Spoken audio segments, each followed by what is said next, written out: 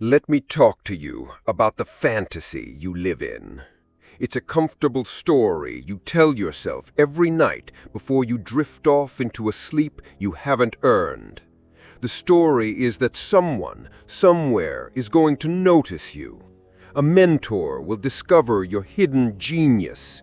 A lucky break will fall out of the sky. The right person will open the right door. A savior will arrive and pluck you from the quiet desperation of your life. That story is a lie. It is the most dangerous, poisonous lie ever conceived because it absolves you of all responsibility. It turns you into a passenger in your own life. It keeps you sitting on the sidelines, waiting for the coach to put you in the game, when the truth is you own the team. No one is coming. Read those words. Let them sink into your bones. Let them chill the soft, weak part of your heart that is still hoping. No one is coming. Not your parents, not your friends, not your boss. The government isn't coming to hand you your dream life. The universe isn't conspiring to drop success in your lap while you sit on your ass. Every second you spend waiting is a second you are actively choosing to lose. It's a vote for mediocrity. It's an admission that you believe you are so weak, so incapable, that your only hope is a handout. You have to kill that hope. You have to drag that fantasy out into the street and execute it in daybreak light. You have to mourn the death of the savior that was never real, and you have to do it today. Because only when you accept that you are truly alone in this fight can you begin to understand the power you actually possess. Your victimhood is a prison you decorate and call home. You blame your past, you blame your circumstances, you blame the system. And while those things may be real, while they may be the terrain of your battlefield, they are not the reason you are losing. You are losing because you have not yet decided to fight. You are waiting to be rescued from a battlefield where you are the only soldier. You are looking for a map when the compass is in your own gut. You are asking for permission to be great from a world that will only respect you when you take it without asking.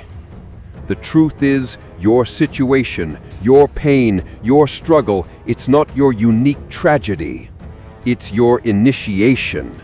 It's life asking you one question: do you have what it takes? And every day you wait for an answer to come from outside yourself, you are screaming back, no. So the waiting ends now. The fantasy is over. The great comfortable lie is dead. You are alone. It is cold, it is dark. Good. Now we can begin. So the savior isn't coming. Good. Saviors create dependence. You were not born to be dependent. You were born to be an architect. The person you were waiting for, the one with the answers, the strength, the plan, go look in the mirror. That's them. It was always them. You were just too busy looking at the sky to realize the power was in your own two hands. So let's talk about your tools. You think you have nothing? You think you're starting from zero? You are standing on a mountain of raw material. Your failures? That's the rubble you will use for your foundation. Your scars? That's the texture that proves your walls can withstand a storm. Your hunger, your anger, your disgust with your own inaction, that is the fuel that will fire the forge. Stop seeing your past as a liability. It is your blueprint. It is a detailed schematic of every weakness you need to turn into a strength. It is a map of every mistake you must never make again. This is the creed of the builder. It's called extreme ownership. You own it all.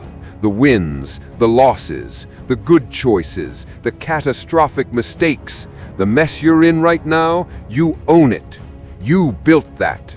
Maybe you built it unconsciously. Maybe you built it with lazy habits and soft choices, but you built it. And if you built this prison, you can build a palace on its ashes. But it requires a decision, a conscious, violent decision to stop being the created and to become the creator. How do you start? You lay one brick. You don't worry about the cathedral. You don't get paralyzed by the scale of the blueprint. You focus on laying one single perfect brick. What is that brick? It's waking up on the first alarm. It's the run you don't want to take. It's the cold shower you dread. It's the first paragraph you write. It's the one sales call you've been dreading. It's the apology you need to make. It's one small concrete act of discipline.